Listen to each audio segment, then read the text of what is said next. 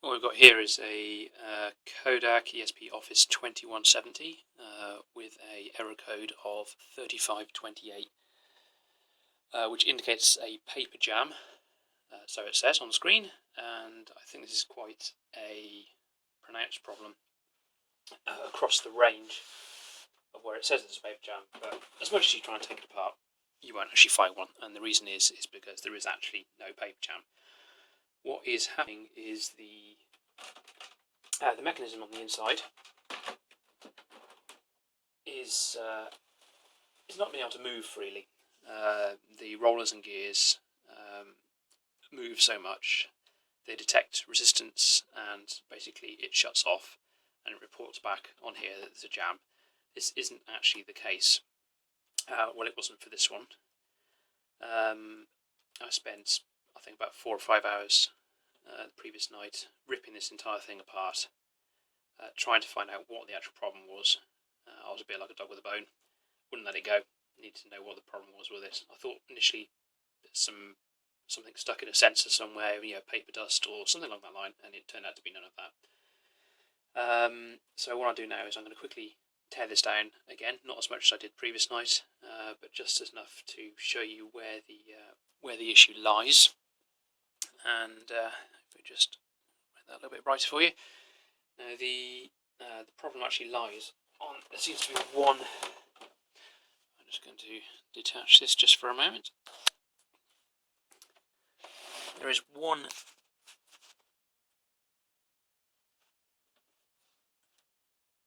there we go. There seems to be one main motor at the end here, which moves this entire, you can see it just moves everything along there. The motor's tucked actually on the other side of this gear, it's on the other side, but basically all movement transfers along here and transfers along this shaft right to the other end. We just try and swing the print head out of the way, which probably won't come out now because it's locked in place, just to be annoying. Yeah, that really is locked in place. Anyway, I'll show you in a bit. It transfers all along the shaft to, you can just see there's another set of gears at the end, and then the mechanism transfers. If we just imagine on the back,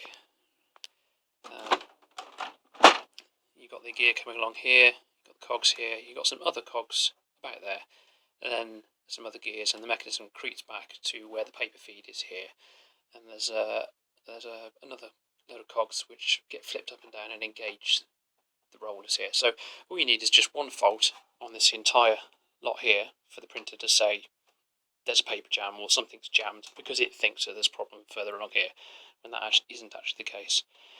So if I just put this back in the tripod, excuse the crappy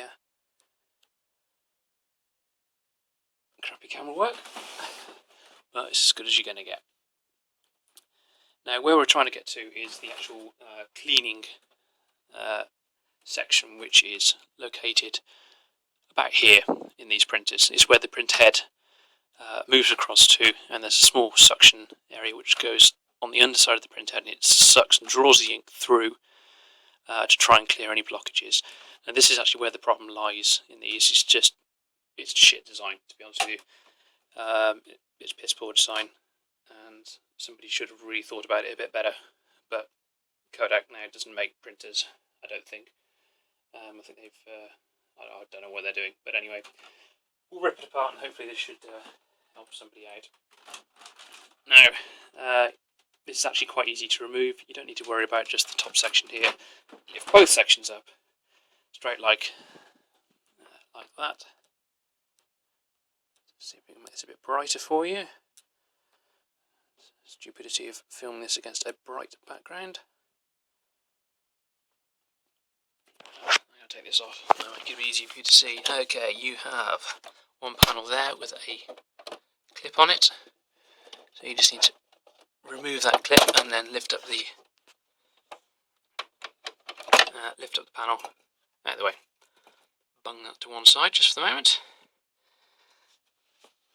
And what we're going to do is we're going to quickly remove the ribbon cables that link to this top panel here. This isn't actually as bad as it would seem. With any ribbon cable, just be careful with it.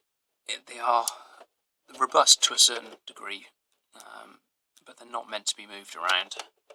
Just get in focus. So you just need to get in there, grip it securely on either side, and just give it a gentle wiggle left and right, and then just pull it out like that.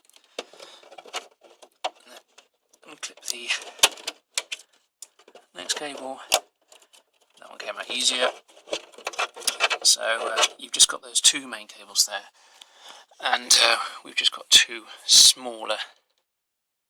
Please focus. Thank you. Two smaller plugs just there. This tinier plug here. These are usually quite delicate, so you've got a couple of areas on either end. You can just gently lever it up a little bit on one side, and then move across to the other side if you can. And actually use the correct tool for the job. Just bear with me a moment. Sorry, that screwdriver is a bit long. It was hitting the lid. So we just need to creep that up on both sides. That plug pops out. This one's a little bit more stubborn, but it's a little bit more robust than the other one. So that one just gently pops out like that. Now you should have 4 cables removed now, and you've got one earthing strap left. This just looks like just a spade. There, just focus on that. So there is actually a retainer, a safety clip on the spade. So you need to pop in on the underside with a screwdriver straight the way through. Obviously this is whilst the whole thing is unplugged. I'm assuming if you're attempting this you're mildly competent at what you're doing. So you've got a slight retainer clip there. Just need to push that in. I'm trying to do this with the camera in your hand, it's a bit difficult. There we are.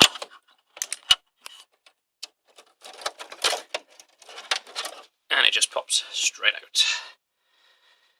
The next thing to do is to actually just detach the top section, which isn't actually that difficult. You've got a clip up there which you need to push in. It's quite stiff. Push it in, it clips back. Push it in. There we are, and it falls on my hand. You do need 3 hands for this. Just pop back in there. There we are. You may need to, once you push it, put it towards you, tilt it down a little bit, and then the whole section should just come off like that. Nice and easy. Right, all we're going to do is just remove this this top section of plastic here, just to make the accessibility of this area just that bit simpler for you. You can attempt to do this without removing any of this, but it's difficult. It's difficult to see what you're trying to get at. So I think probably this method, if you've got a spare 30 minutes to an hour, you just want to attack this instead of throwing it in the bin, because they are actually quite good printers when they work. You have 4 Torx bits. This is a T10, and I think, sorry, I'm just trying to recall. Yeah, you've got 4 screws, so you've got 1, 2, 3, 4. So I'm just going to pop the back up here whilst I do this quickly. It's really bloody boring when you watch it, but never mind.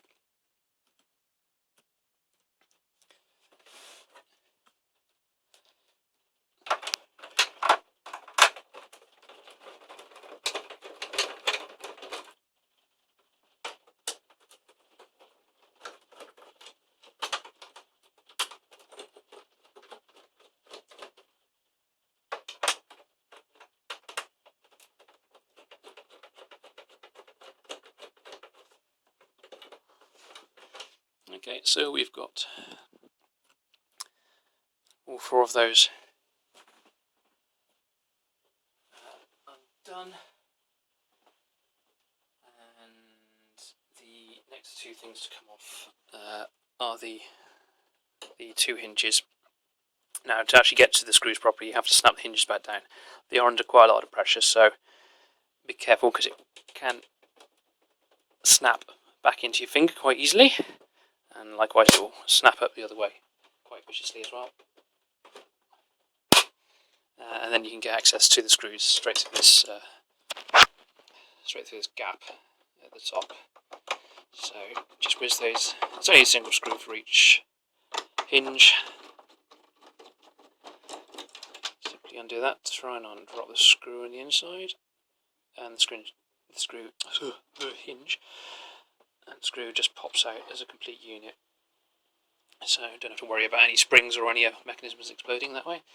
Okay, so you've undone all those. There's 4 screws plus the 2 additional there, and then you're just left with 3 retaining clips on the rear. So just spin it around, and you can see you've just got 3 retaining clips right there. Those need to be pushed in. Oops, get my finger out of the way. Sorry about the crap quality of this, but there we are. So yeah, you just need to push each 3 of those in simultaneously, and then with your 4th hand, lift it all up, and the whole thing should just pop out.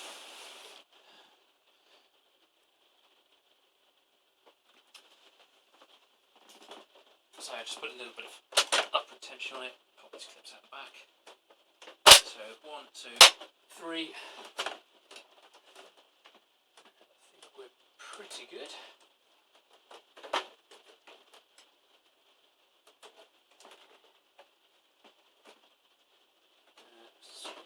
Yep. Just make sure all your 4 screws are definitely undone, and don't leave your bit down the hole like I've just done.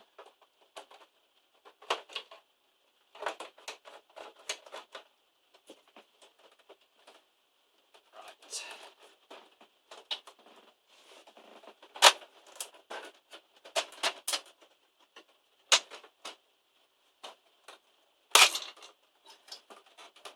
There we go. The whole thing pops up. Note where the this is for the optical sensor, which lies just there. That cable that we removed earlier. Just note the routing of that before you pull it out. Comes up. Okay, so you've successfully removed the top.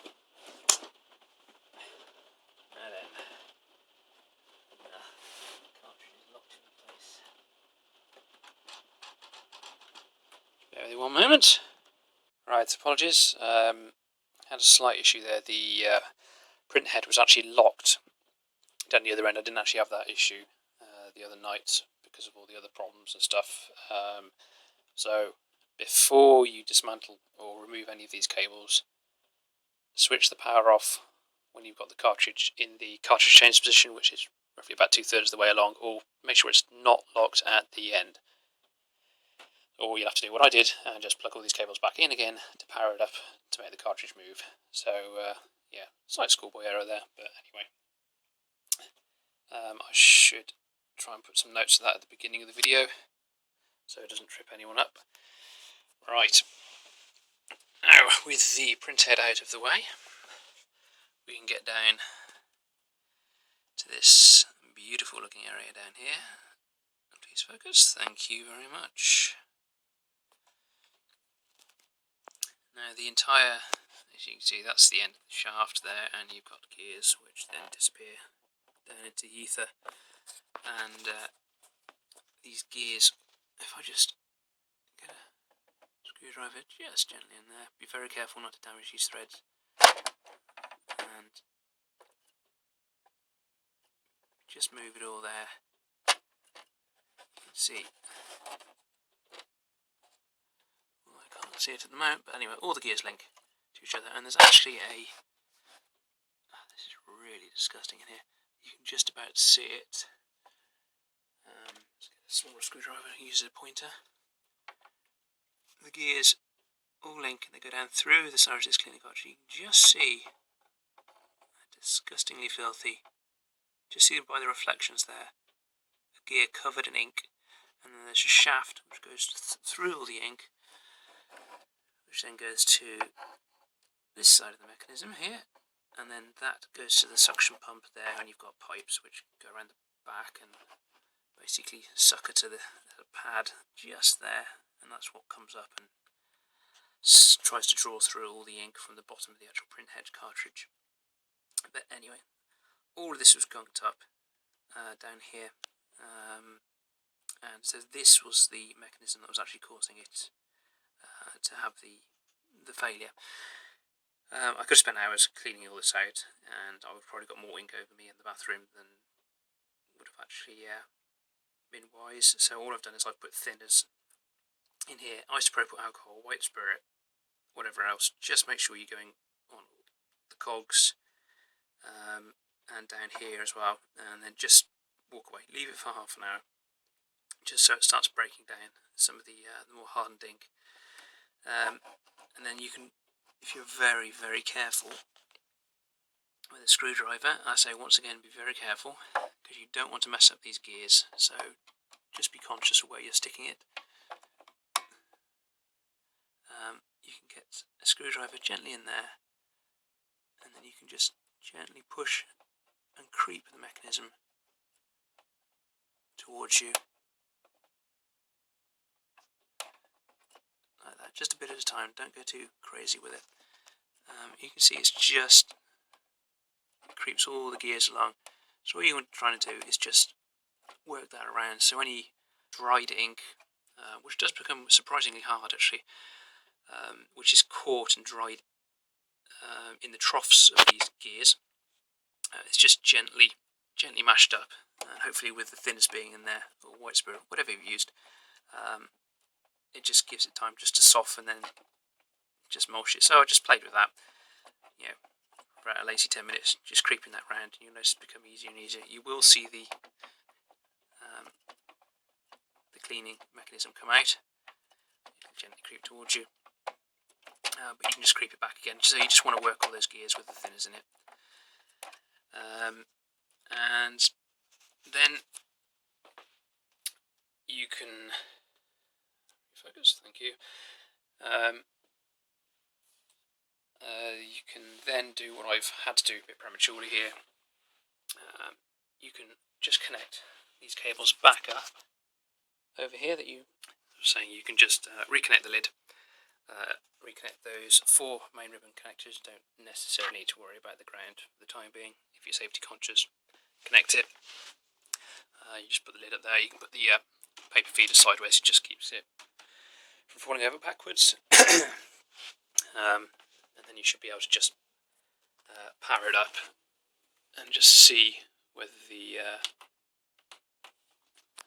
if I switched it on at the mains, and then just see whether the paper error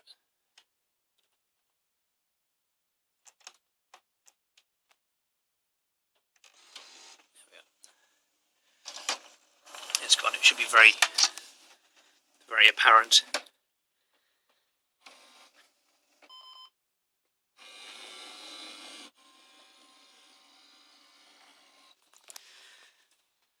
And if you're still getting the error, just keep on working those cogs with some thinner, and it should be fine. You can get this to operate fully by printing a page. It will at the moment. Try and focus on that. Too much reflection. Anyway, it'll complain that the the printer door or lid is open for obvious reasons. That's just because this sensor hasn't got a bit of plastic through it, so you can drop anything you want through there, and now the printer will think that the lid's shut. So if you want to throw in a bit of paper along the back and actually watch it print, you can with no problems at all.